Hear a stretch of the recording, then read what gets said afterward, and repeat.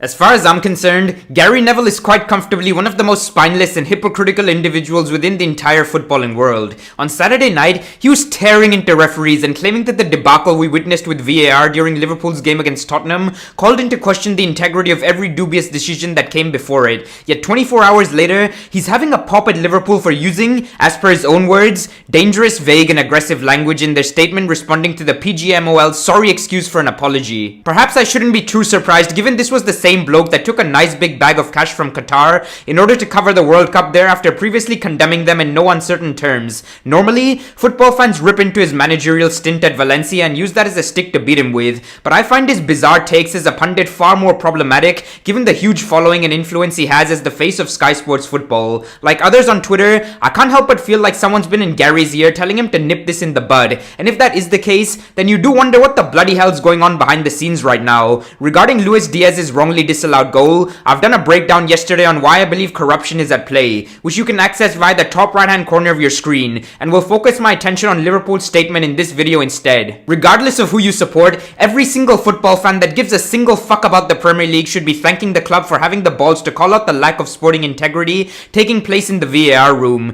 As per Gary Neville, the PGMOL's apology should be respected and not undervalued, even though it's the 12th time they've had to say sorry for a cock-up in the last year alone. The whole point of an apology is to take responsibility for your actions and ensure the same mistake doesn't take place again. Yet these clowns think a bullshit statement after every refereeing gaffe makes up for costing teams points, managers jobs, and clubs millions of pounds. It's high time they were held accountable, and transparency is the first step in fixing what appears to be a completely crooked system. Not to mention that the PGMOL are a faceless organization, so as things stand, not a single human being has held their hands up and admitted to their errors. Now, I've heard some people say that Liverpool aren't the first side to be on the end of a poor refereeing decision and therefore should move on without moaning, but what took place on Saturday night goes well beyond a human error. I'm sorry, but incompetence doesn't even come close to explaining how that goal wasn't awarded, and an investigation needs to take place via an independent arbitrator if we are to get to the bottom of what actually went down. Before technology came around, I had a lot of respect for officials. It's a thankless pressure cooker of a job in which fans, players and coaches are constantly on their case